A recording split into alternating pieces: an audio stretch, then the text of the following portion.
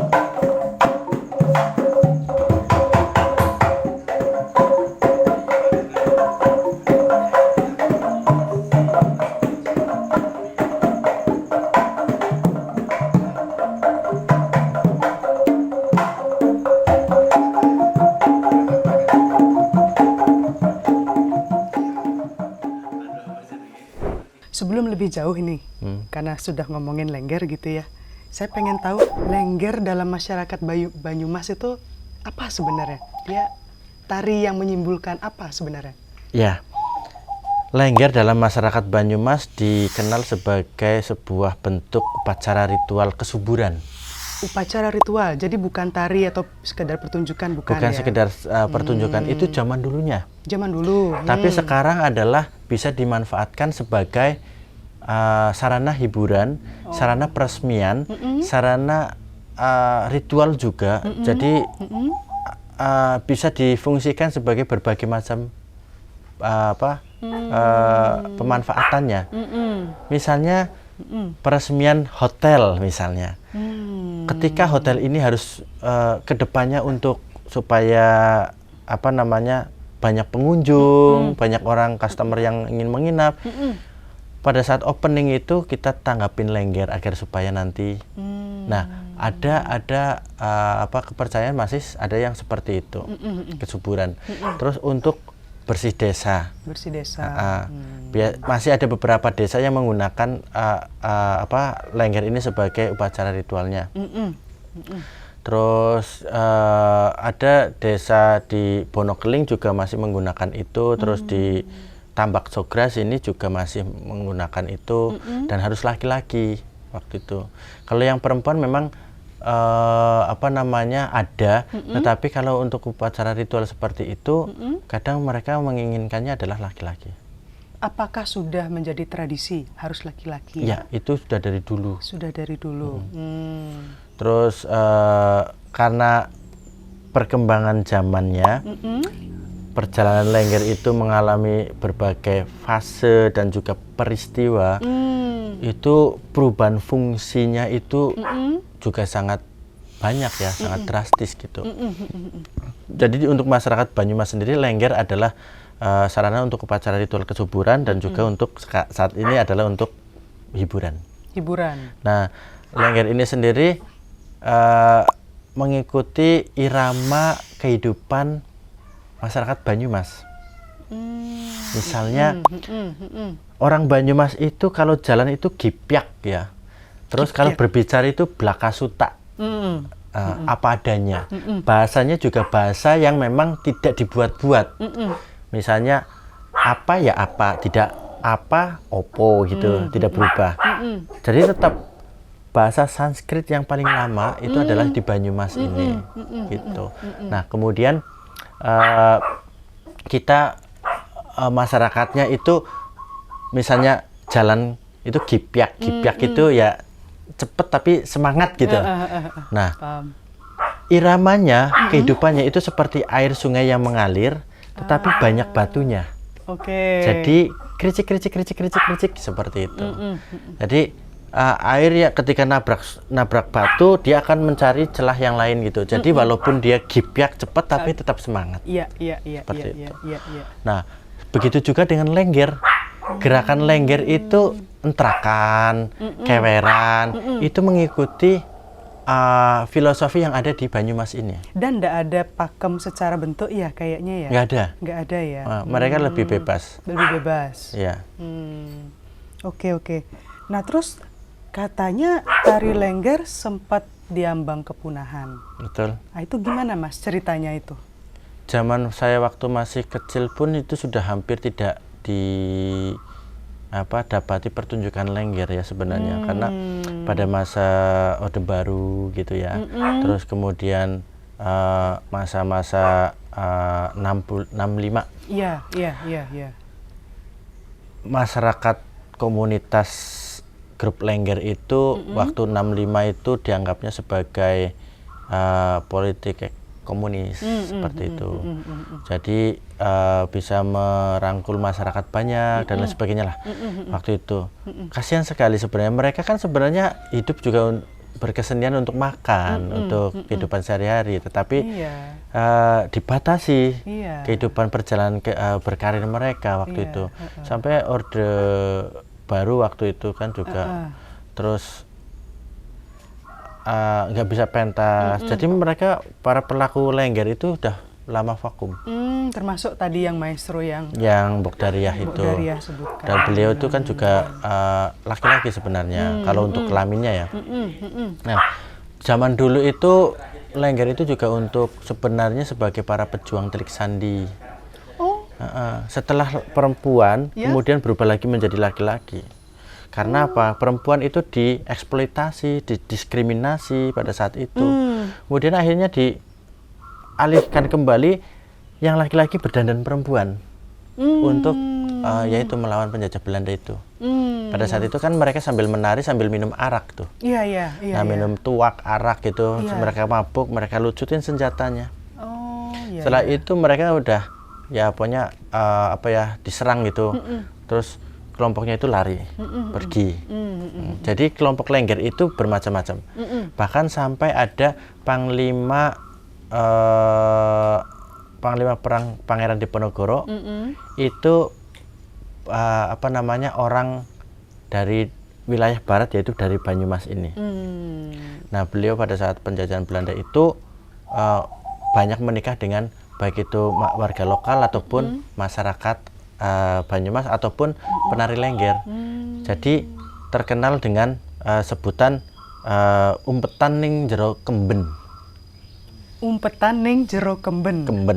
Jadi itu beliau itu menikah dengan beberapa wanita hanya untuk sebagai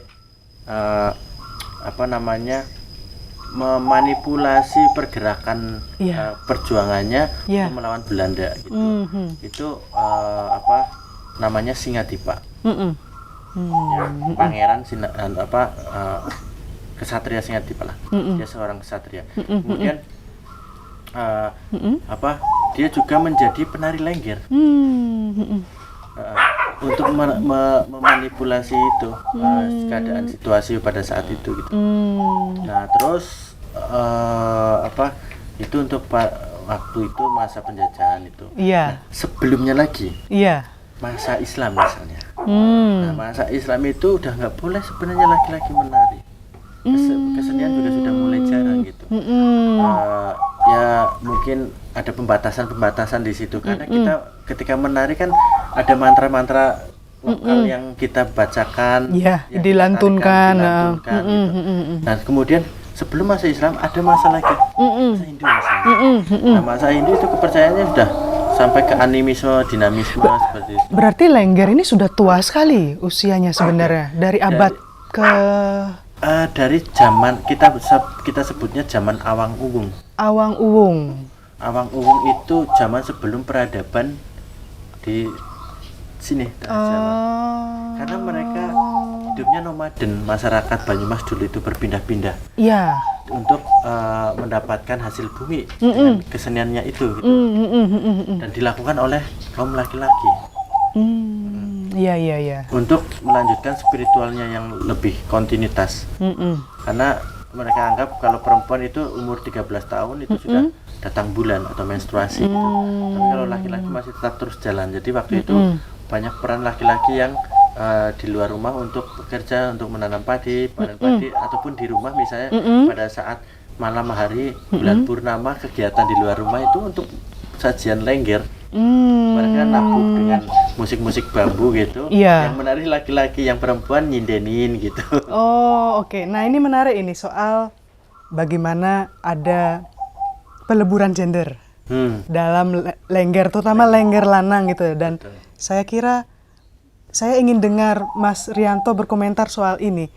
Bagaimana gender itu seperti apa ya? Ya itu tadi seperti menyatu, tidak ada lagi dikotomi antara laki-laki atau perempuan dalam lengger lanang itu sendiri. Gimana itu, Mas? Sebenarnya sebutan lengger lanang itu lebih tepatnya adalah lengger. Lengger saja. Karena lanang itu sudah sebenarnya lengger. Lengger itu adalah laki-laki sebenarnya. Oh, I see. Ya, ya, ya, ya. Leng itu adalah lubang, ger itu adalah sebutan untuk anak laki-laki ataupun jenggernya ayam jantan. Kalau saya artikan bahwa leng itu adalah lubang yang ada di dalam tubuh manusia. Ada 9 lubang kesempurnaan, 9 lubang kesempurnaan. 2 mata, hidung, mulut, telinga, kemudian kelamin dan anus. Yang harus dikontrol, dijaga sesuai dengan fungsi masing-masing. Kemudian lengger ini sebenarnya ada di dalam tubuh manusia yang melebur nyawiji jadi satu, mendamaikan antara sisi maskulin dan sisi feminin. Di dalam tubuhnya itu sudah nyatu, nyawiji, dan dia tidak tubuh ini tidak mau berperspektif bahwa aku ini laki-laki, aku ini perempuan, tidak, bahwa aku ini adalah bagian dari semesta, gitu. Bagian dari alam. Dan karena di dalam doanya dia untuk mempercantik diri, membuat tubuhnya itu berbuat, sebenarnya dalam menari lengger itu adalah untuk ibadah. Nah, kemudian ketika tubuh ini sudah melebur menjadi satu untuk mendamaikan dirinya, itu masanya ada sebenarnya. Nah, ketika kita bisa menyadari bahwa kita memiliki 2 unsur yang melebur, itu awalnya pun juga dari proses biologi ataupun proses pembentukannya itu juga dari 2 unsur ini yang melebur jadi satu. Nah, walaupun berwujud mungkin yang sekarang dikatakan kode laki-laki ataupun kode perempuan, itu saya sebutnya sebagai kode ya, hanya untuk petanda gitu. Tapi sebenarnya spiritual tubuh kita ini tidak bisa untuk bahwa saya harus laki-laki ataupun perempuan, karena itu adalah permainan dari alam pikir yang mungkin kita bisa membedakan satu sama lain, dan akhirnya akan membuat tingkatan-tingkatan yang tidak menguntungkan satu sama lain. Saya sangat menghormati ibu saya sebagai sosok mungkin perempuan yang memang sudah melahirkan saya. Tapi saya adalah bagian dari darah itu. Saya walaupun wujud saya laki-laki, tapi darah yang ada mengalir dalam tubuh ibu saya itu pun mengalir di dalam tubuh saya, otomatis saya tidak mungkin akan bisa meninggalkan itu. Nah, saya adalah bagian dari kamulah ibuku. Terus kemudian bapak juga sama. Ibaratnya seperti tanah dan air lah. Itu yang saling bisa melengkapi dan melebur. Nah, kalau tanah dan air itu kan sudah melekat. Gitulah. Kemudian masalah gender di dalam kesenian lengger ini sendiri sudah tidak ada batasan. Tidak ada batasan, sudah melebur. Dan saya mempersepsikan bahwa lengger itu bisa dilakukan oleh perempuan juga. Oh, iya. Oke. Ketika si perempuan itu dalam dirinya juga sudah meleburkan tubuhnya. Bisa dikatakan sebagai itu. Iya. Karena di dalam pertunjukan lengger dalam satu semalam suntuk itu dari mulai sore hingga pagi, itu pertunjukan lengger loh.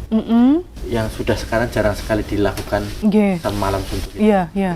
Paling dilakukan cuma 2 jam, 1 Iya, jam. iya, iya. Sama seperti topeng Cirebon dulu juga sebenarnya semalam suntuk.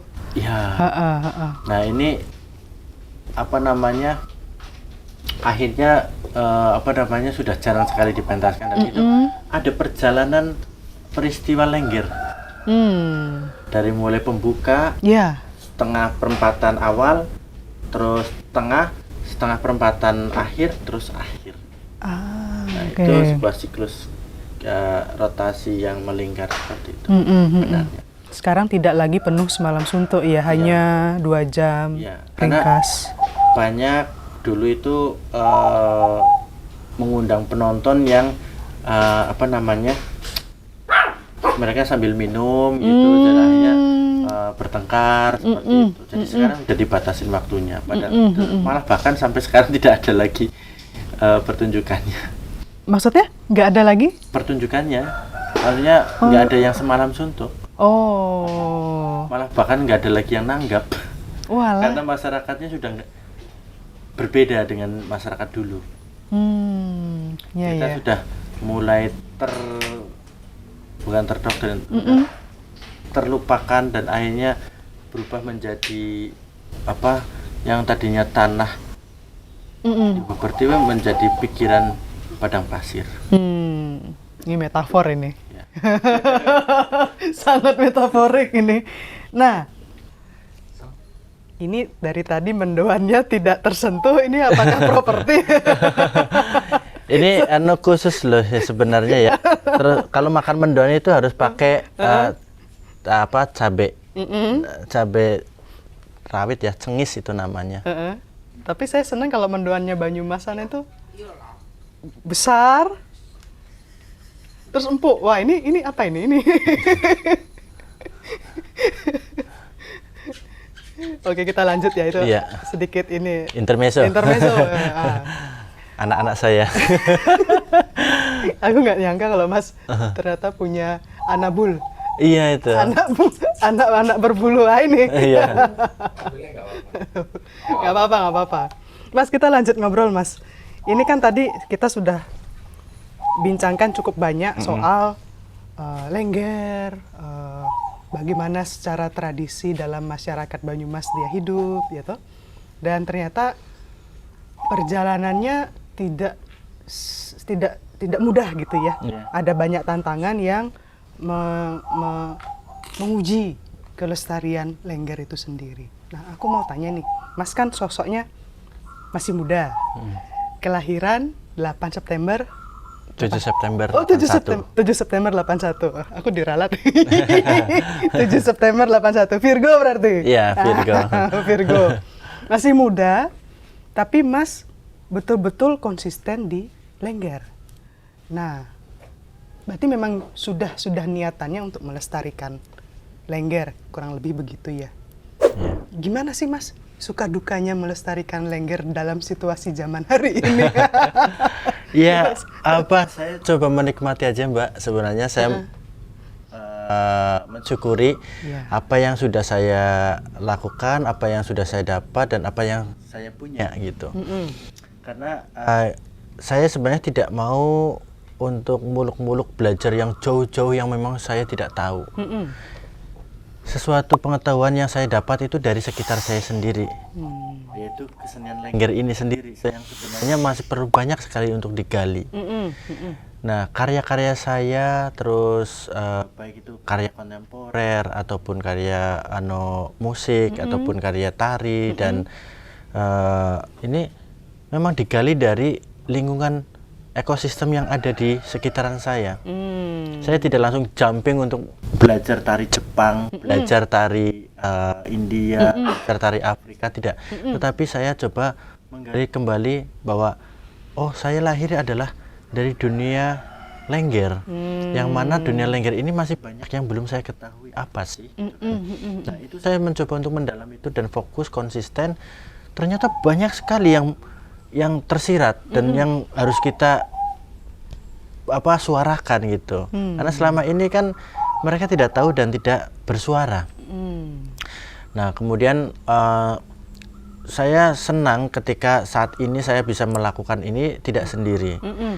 Ada beberapa penari lengger generasi yang baru juga sudah mulai bermunculan, baik di wilayah Wetan, di wilayah Kulon, di wilayah Lor, di wilayah Kidul. Jadi mencoba untuk meregenerasi kembali dan mencoba membangun wadah untuk mereka, yaitu Yayasan Rumah Lengger Banyumas. Yang memang itu sebenarnya saya sudah kepingin hadir pada saat 2016 dulu itu, yang awal-awal itu. Tetapi karena prosesnya tidak mudah, jadi baru tahun 2020 itu baru terwujud.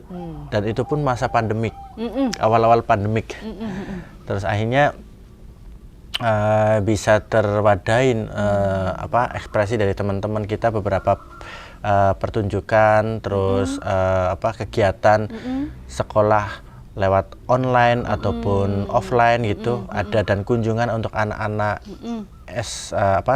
masih TK, SD, SMP, SMA, bahkan sampai perguruan tinggi yang mereka penelitian di Rumah Lengger juga masih banyak gitu. Nah, terus sampai bahkan sekarang saya memiliki bantuan untuk museum virtual. Jadi kita menggunakan VR. Di Rumah Lengger itu sudah ada VR Museum Lengger. Canggih. Ya.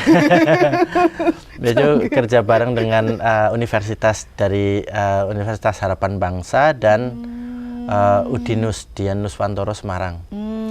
Kemarin baru selesai. Terus kemudian juga apa yang saya miliki, insya Allah kalau misalnya kita mensyukuri sesuatu itu pasti akan mendekat. Dan kita ada manfaat yang bisa kita berikan kepada generasi ataupun adik-adik ataupun nanti bahkan sampai anak cucu.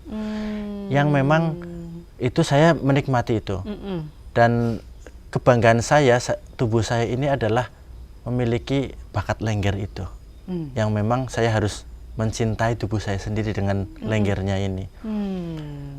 Terus suka dukanya bermacam-macam juga, karena kadang-kadang memang saat ini mereka terkendala dengan ekonomi, tetapi bagi saya ekonomi itu sebenarnya apapun bisa tercapai ketika kita sudah dalam satu misi, visi untuk pengabdian, untuk ibadah, untuk dharma, yaitu lengger. Jadi materi sudah tidak lagi dalam permasalahan yang selalu diungkit-ungkit gitu loh. Bagi saya. Tapi mungkin perspektif pemikiran dengan yang lain pasti berbeda. Pasti berbeda. Nah, itu yang mungkin yang perlu saya salurkan kembali ataupun memberikan pengertian kepada mereka kembali, karena kestabilisasian kehidupan mereka tidak sama dengan saya gitu. Misalnya dengan saya pencapaiannya itu tidak mudah juga untuk mencapai pada titik ini. Aku yakin juga Mas Rian tuh prosesnya untuk sampai seperti sekarang. Iya, dari kecil sudah dibully banyak orang. Iya, betul. Tidak dan mudah. Bulian itu menjadi memperkuat tubuh saya untuk tetap jalan gitu sih.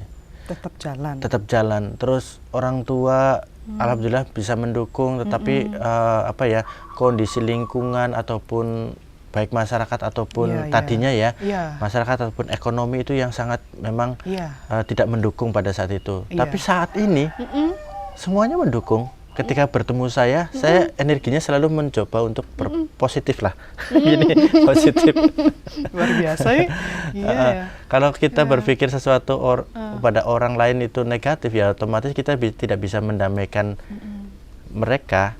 Karena ketika kita berpikiran negatif pada orang lain, otomatis kita belum damai dalam tubuhnya.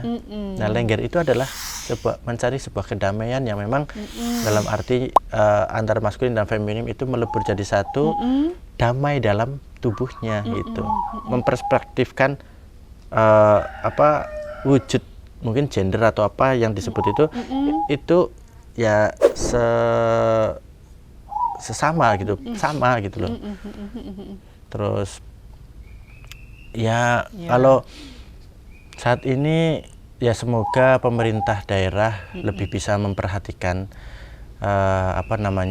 kesenian lengger ini. Dan saya pokoknya tidak pernah berhenti untuk bagaimana lengger ini bisa eksis. Besok tanggal 22 Juni saya membuat sebuah program namanya 10.000 lengger bicara. Bicara. Ya, jadi 10.000 lengger bicara. Apa itu? Orasi? Menari. Oh, menari. Menari ya. Jadi walaupun tidak menggunakan kostum komplit, hanya menggunakan kaos, sampur sama kain di stadium Gor Satria Purwokerto itu, saya ingin mencoba bahwa setiap saat kita akan berbicara lengger. Bicara lengger itu tidak pernah akan habis. Gitu. Baik itu masalah gender, baik itu masalah situasi kondisi, baik itu tidak akan pernah habis, karena itu juga perjalanan tubuh peristiwa-peristiwa yang selalu dibicarakan, baik itu lokal, nasional, bahkan ke wilayah politik negara gitu. Iya. Luar biasa ya, Mas Rianto. Kita nggak kerasa ini kita udah 1 jam ini ngobrol. Durasinya dengan durasi sekian kita udah ngobrolin hal yang sangat kompleks tentang lengger. Dan terus terang kita senang sekali kita dapat banyak hal dari Mas Rianto. Terima kasih juga. Kita doakan moga-moga karya pengabdian Mas Rianto tetap teguh. Amin. Supaya kita sama-sama bisa melestarikan lengger sebagai satu bagian dari kebudayaan kita. Betul. Matur suwun sangat Mas Rianto waktunya. Saya juga terima kasih sekali sudah bisa hadir ke sini, memperhatikan apa yang saya miliki dan teman-teman juga. Terus semoga pemajuan kebudayaan di Indonesia semakin berkembang. Generasi muda juga bisa mempresentasikan budaya lokal masing-masing, karena itu sebagai modal pondasi kita untuk menuju dunia-dunia modern yang berikutnya. Dan saya sudah berpikir 30 sampai 50 tahun ke depan lengger di dalam dunia metaverse. Gitu. Ini sesuatu yang visioner. Ya. Visioner tentang lengger. Sesuatu yang mentradisi tapi kita hadirkan terus-menerus seiring dengan perkembangan zaman. Betul. Hebat sekali. Makasih banyak Mas Rianto waktunya. Terima kasih, matur nuwun. Sahabat Bentara, ini adalah akhir dari podcast kita. Sampai ketemu lagi dalam episode-episode obrolan bersama para seniman berbagai bidang hanya di podcast Bentara Budaya. Tomak tinting, jos. Oke.